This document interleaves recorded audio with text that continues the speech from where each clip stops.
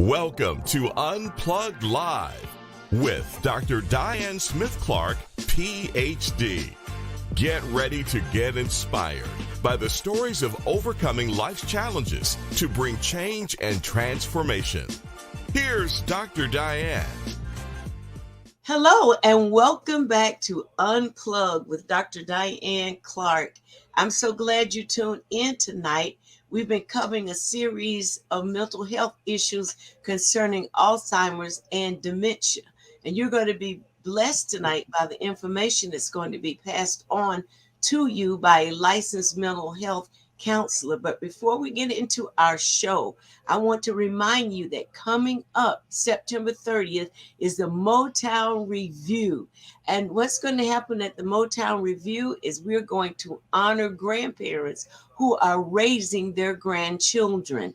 We want to honor and celebrate them for their selfless love and taking on this task at a time in their lives when they really thought they would be resting, vacationing, and doing other things besides raising children. That event is going to take place at 4 o'clock at the Social, 644 Accessory Boulevard. That's Motown Review. Special guest, the Coalition Band. You don't want to miss Charles Jazzco Scantling, who's going to be there also. Plenty of food, fun, riverfront. We want you to come and help us celebrate these grandparents. There will be cash prizes awarded along with other gifts for all grandparents who attend, who are raising their grandchildren. So don't miss it. That's September 30th, Motown Review, 644 Accessory Boulevard. You can get your tickets now at Ticketmaster or on Eventbrite. We look forward to celebrating with you. Now, listen, I want you to share, I want you to subscribe, and I want you to tune in to all of our social media channels so that you don't miss any of our broadcasts or any of the information that we're sharing with the community regarding mental health. And now I want to introduce our guest. Our guest this evening is Tracy Redman, a licensed mental health counselor who is going to introduce herself to us. Hi, Tracy. Hi, thank you. Welcome. Tell us where she's working from and what office you can get in touch with her. So I'm a mental health counselor for Florida. I work at Breakthroughs, and we are off of Old St. Augustine Road and San Jose. The phone number here is 904-419-6102. And I see everybody from 5 years old to 105 years old. That's awesome. It sounds like you have a very productive practice. And I'm sure there may be someone watching the broadcast on tonight that would like to connect with you. As before stated, we want to talk about the increase. There's been an increase and rise in persons having Alzheimer's disease under 60. Some even under 50. I read of some cases, and I would like for you to address that to our audience so that they can understand what is Alzheimer's, how it takes effect on the patient, also on the caregivers of that patient. Well, and Alzheimer's is kind of a general idea, and there's different types of Alzheimer's. So when you go with your medical professional, they will be able to specifically tell you what type of Alzheimer's it is. But what it basically is a breakdown of the brain. The brain starts retreating, and people's current memories start disappearing, and they start thinking that they're existing 5, 10, 20, 30, 40 years back. And what it is, we're starting to have this idea of functional medicine where it incorporates a medical doctor, it incorporates physical activities, and it incorporates mental health, because you have to change the way that you think about living. And we all know, especially if we hurt our knee or we hurt our leg, we have to change everything about us, and we take for granted the independence that we used to do. So here, there's a lot going on with dementia, and part of that is it goes with the cholesterol. The brain builds based on fat. So your brain needs fat, But if you don't have healthy fat, the doctors kind of want to, oh, let's get you on some medication to control your cholesterol. But at the same time, your brain needs fat to repair itself. So it's a balance between working with your doctors that are progressive doctors, like Dr. Nields and his Bold City Primary Care focus. He's cutting edge when it comes to treating and preventing Alzheimer's. So you would have that medical aspect where his conceptualization will help you. It'll be meeting with the nutritionist to change your relationship with food and recognize that food is meant to build your body. And I know there are other doctors who look, you look at broccoli, and broccoli looks like a brain or lungs. And it kind of, each vegetable or thing that we eat tells us what it's helping in our body. So when you start seeing these new connections, the mental, the body, the physical, the spiritual, it takes on a more dynamic approach to how you're living your life, because you can change everything.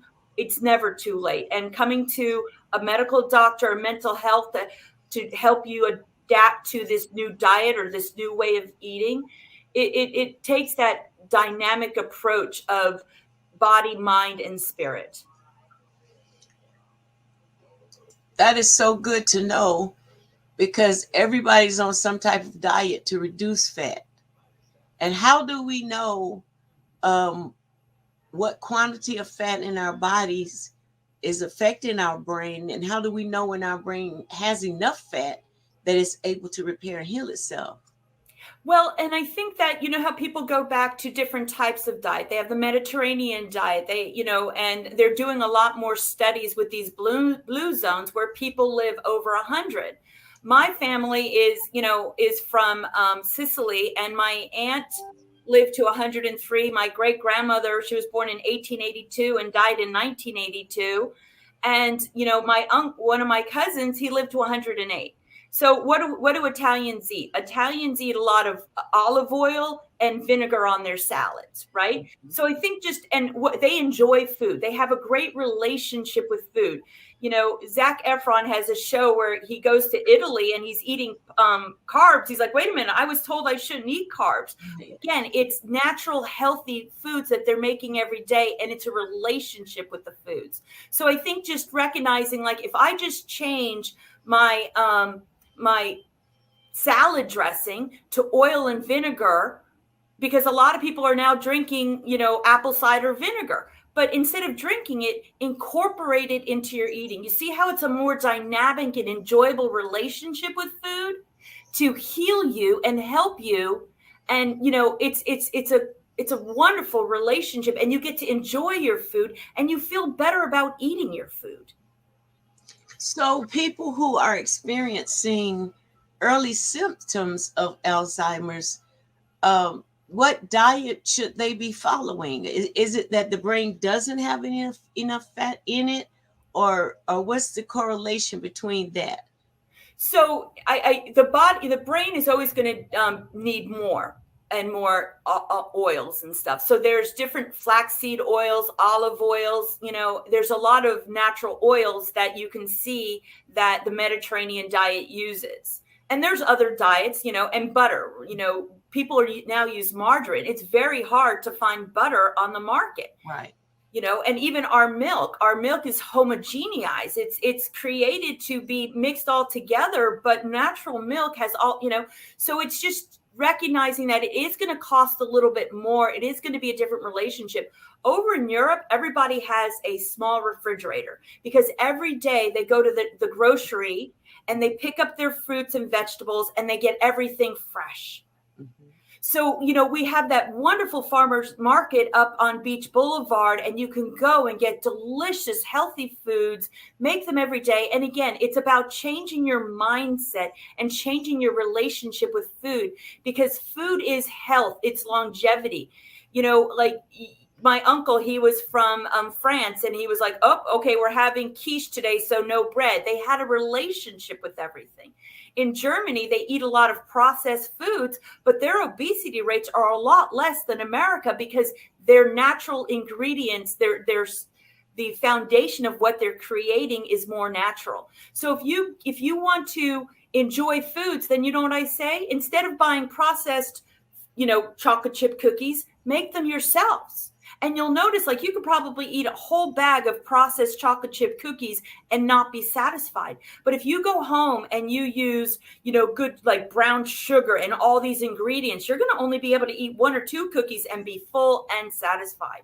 So again, it's that relationship. If you make it from scratch, you are putting the love in. That's the spiritual aspect. You know how, like, when grandma makes food, it always tastes different from when we make it? It's because she's putting the love in it. So if you allow that to be true for yourself and say, yes, I'm putting love, I'm putting health, I'm putting longevity into what I'm growing and eating, and then you will have those outcomes. My great grandmother, every day she would make her pizza dough and she'd be praying over the dough, praying, she's Roman Catholic, and putting her tears on it and just sowing that love into that dough. Wow. That's very interesting. Some of us have not benefited from having grandma's cooking, but it sounds like you have.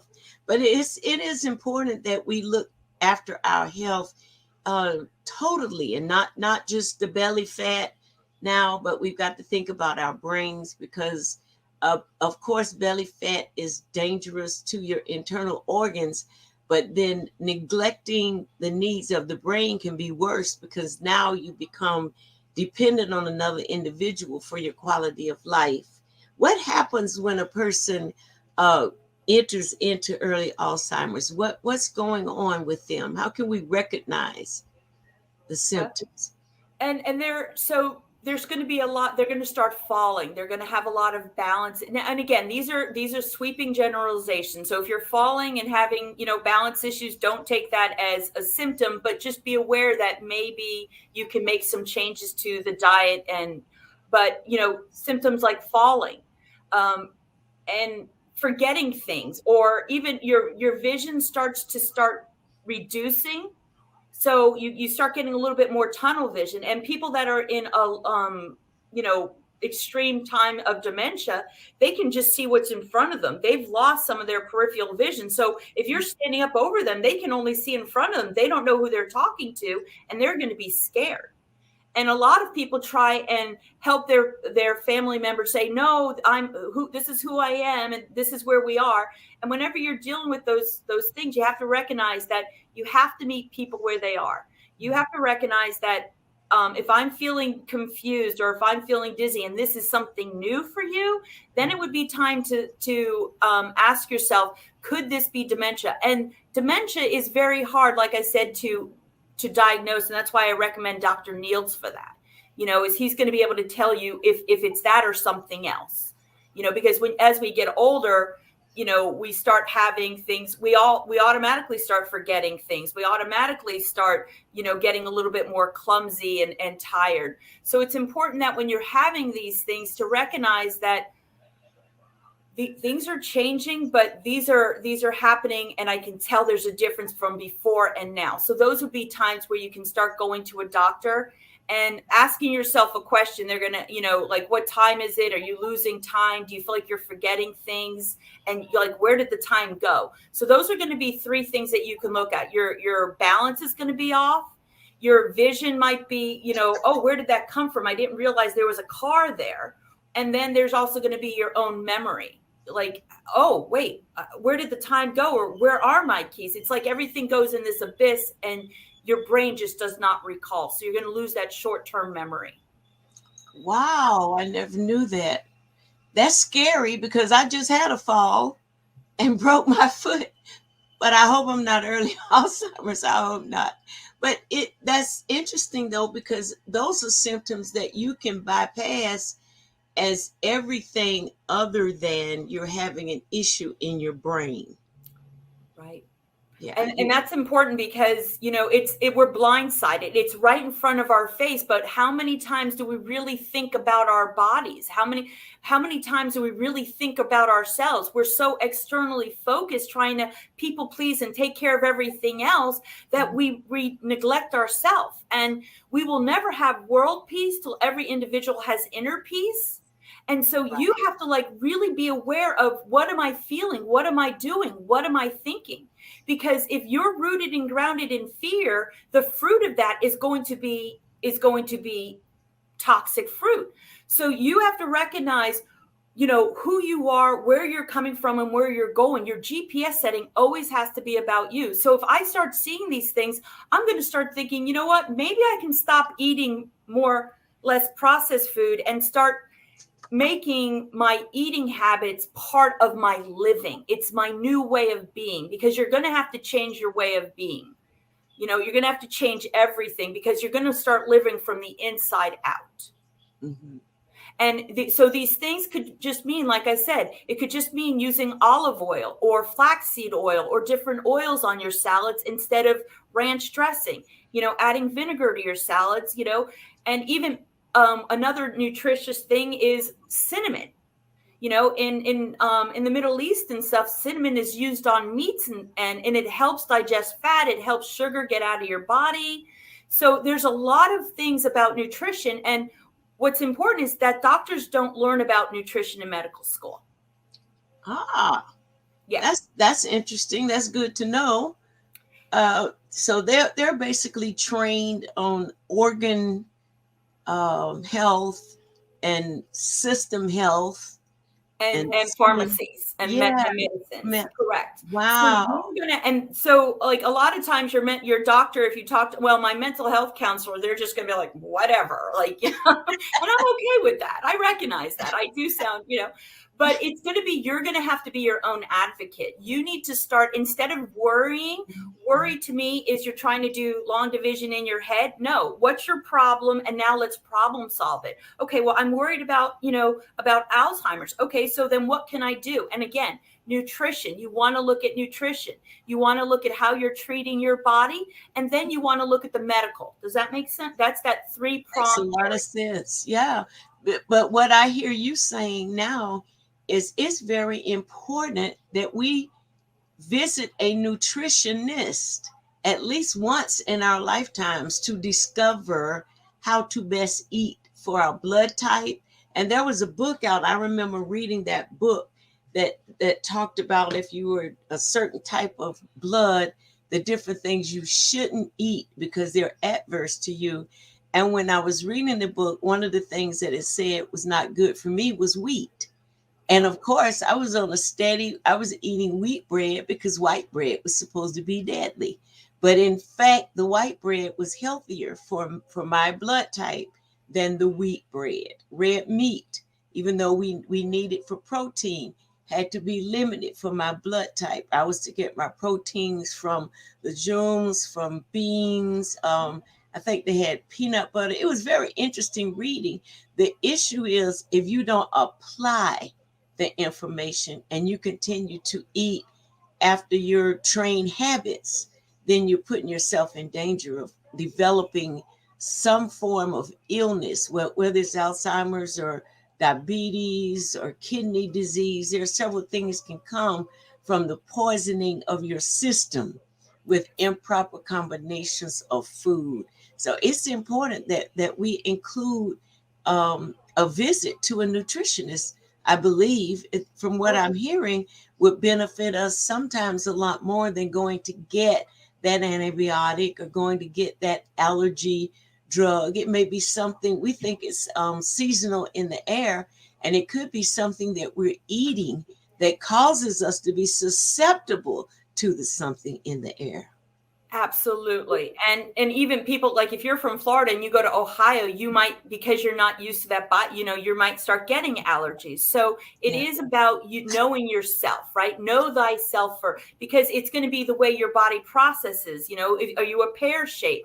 So they do have all these people that are doing weight loss, and they are doing they're figuring out how your body absorbs things. We could tell by the way that your body stores it in your body. Oh, we can tell where this processing problem. And again, it's more dynamic. And one thing that people forget is, there's ideas of chakras in other cultures. Mm. And I know that in, some people are like, well, that doesn't seem very, very good. But we got to remember that back in the time of biblical times, the Silk Road was a major thoroughfare. So people had access to the ideas of Confucius and all these different ideas, and they kind of molded into one of the body and spirit. And you see Da Vinci, he's got that man and he's got the 3 levels of man. Yeah. We've kind of broken that up and looked at everything. We've over compartmentalized things. We've made medicine over here, mental health over here. We've just and so as an individual, you get to bring that all together. You get to figure out what works for you. What's my blood type? How does that work for me? It doesn't matter if the experts are telling me this. If this is my reaction, then guess what? The probability for me is 1. Right. And we're only going to follow, get involved with, and participate in what seems to be our passion. So people who are more concerned about their image are going to lean towards things that tend to improve their image, how they're shaped, what they wear, how they present, and so forth. And people who are concerned about the way they feel, even though they may dress well, but they feel awful 3 to 5 days out of the week, they're going to be looking to find out, okay, why don't I feel as well as I dress? Why don't I feel as well as I do perhaps when I participate in a worship service? I am fine when I'm with other colleagues. I'm fine I'm with other worshipers. I'm fine when I'm with other people. But why is it that there is a sadness that I can't explain that comes over me when I'm alone? These things, I believe, is the cause and effect now of some of the things that have happened, of course, post-COVID. But also, I think these are things that are happening from the escalation of trauma, the escalation of calamities and things that's going on in our world. One part of the world is on fire while the other part of the world is in monsoons.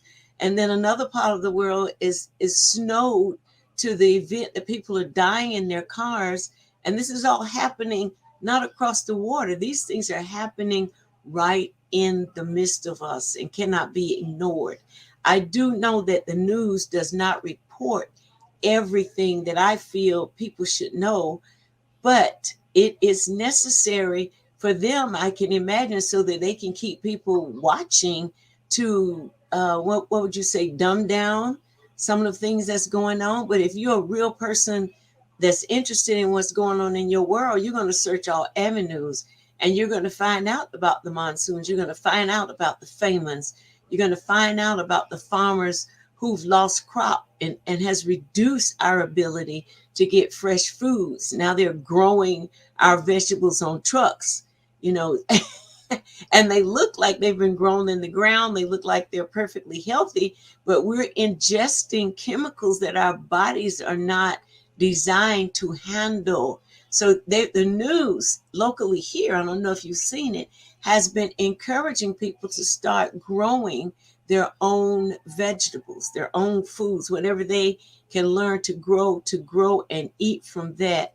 And instead of trying to buy even the escalating costs at the grocery store, Tracy, feeding one person can exceed $500 or $600 a month. And that reminds me of my one of my things, that my plumb line in life is this Kenyan proverb that says that self-care is medicine to the earth. Because like you said, if we're worried and we're divergent about everything, that's above our pay grade. But if we act, they say locally to act globally, but you have to first act with yourself, because you can't give away what you don't have. So if you don't know how to set up your GPS to have inner peace, that's where a counselor is going to come, because all those external things are not going to matter unless you have that inner peace and you feel like, yes, me taking care of myself, I can now give that away. And that is that positive resonance that we want to be doing. And that's what our job is on this planet. Our job as each individual is to have inner peace. So if you take any away, I would like everyone to take away that Kenyan proverb, that self-care is medicine to the world, because people are going to tell you that self-care is selfish. But let's listen to a proverb that's been around since the foundation of countries. Okay. It's been around for millenniums. Self-care is medicine to the world. That's so important to know, because really you should be the most important person to yourself before you can even present yourself to God, before you can be involved in any form of spirituality. It requires you to be present with you. And that's a good point, because I mean the escalation in mental health issues is leaning now towards 6 and 7 year old children Yes. having social trauma, internal trauma. They're concerned about things because there's not enough money in the household, or not able to do a lot of things that they see other children doing, and we bypass it and call it temper tantrum, or we just say, oh well, you sad today, why are you sad? And then we overlook that there is a pattern to it, and we need to get help for it.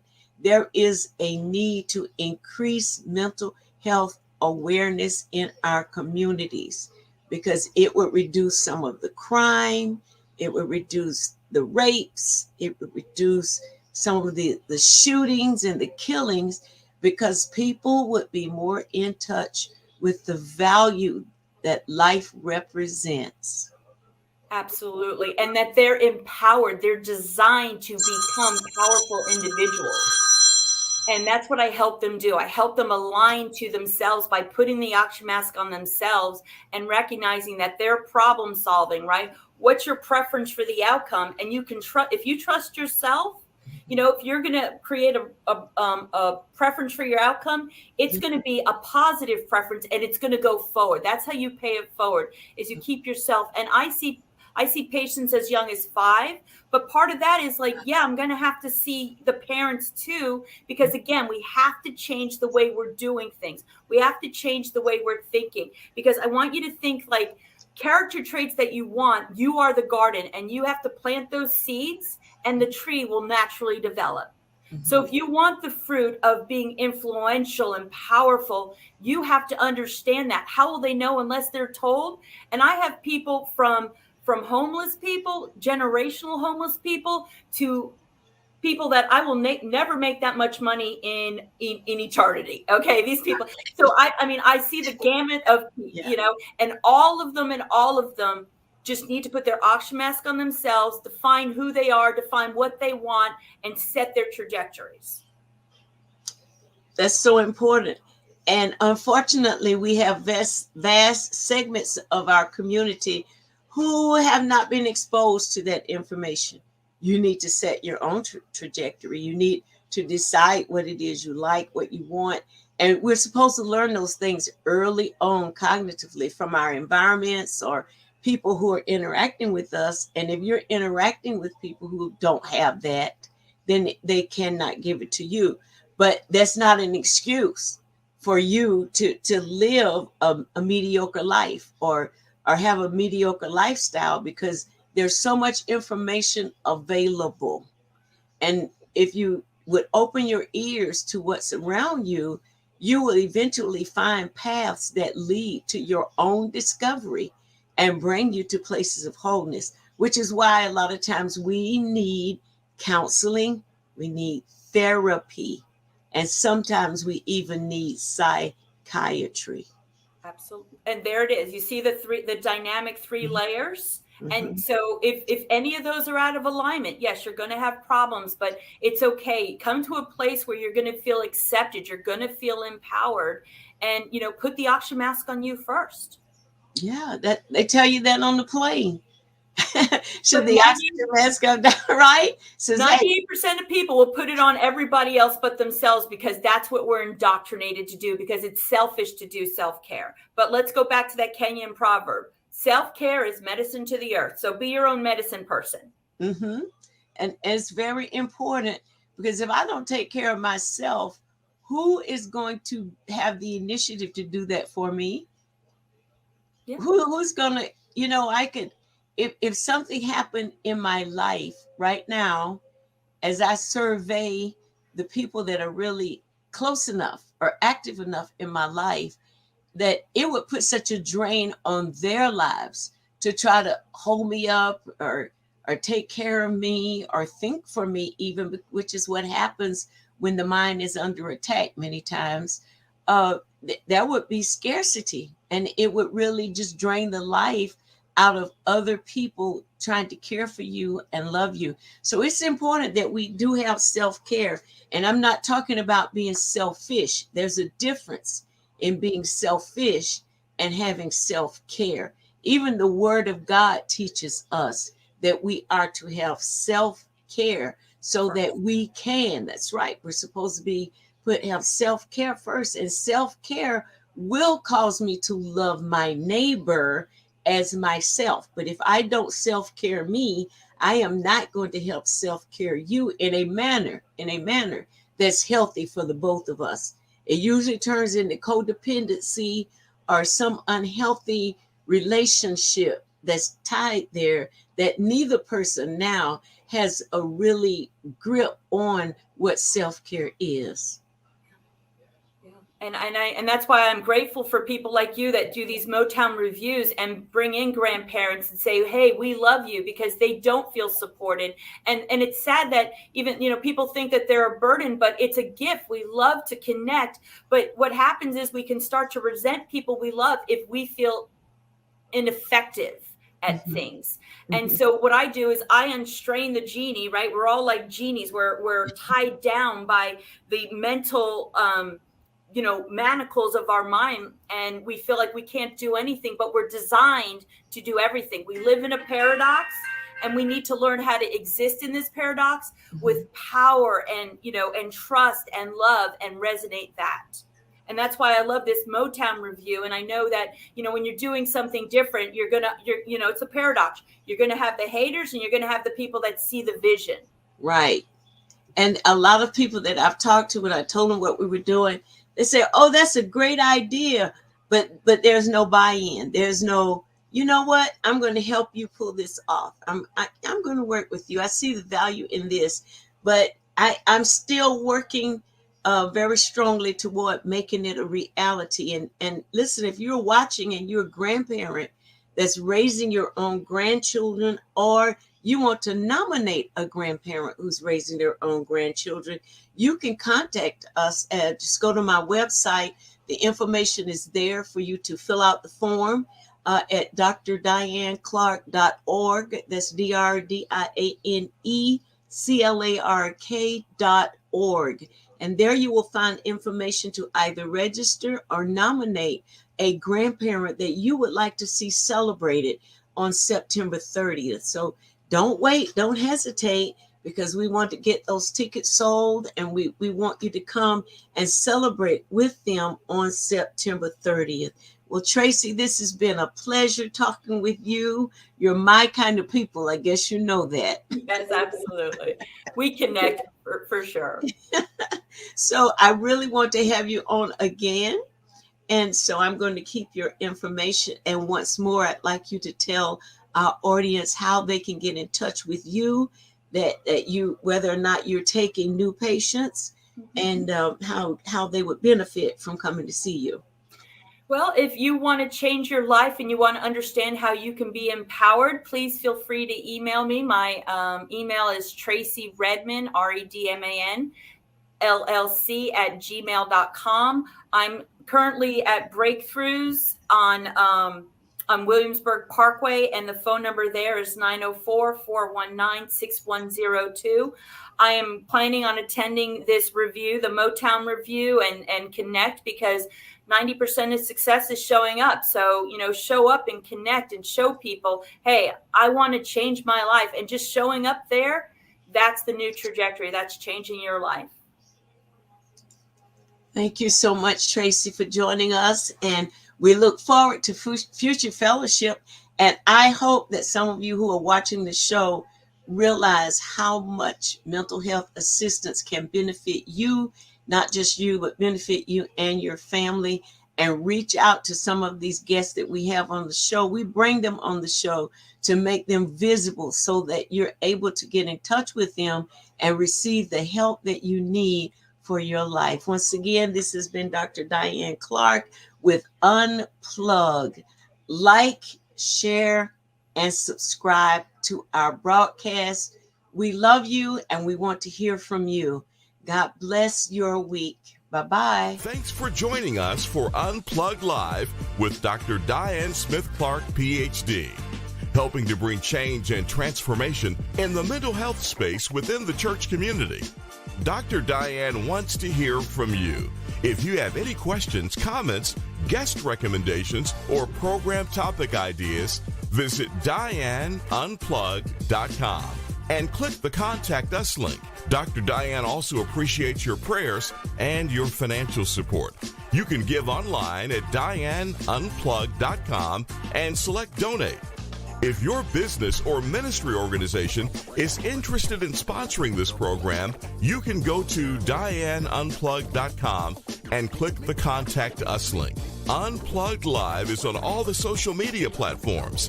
Just search Dr. Diane Smith-Clark, follow, and subscribe. Unplugged Live with Dr. Diane Smith-Clark, PhD. Healthy mind, wealthy life.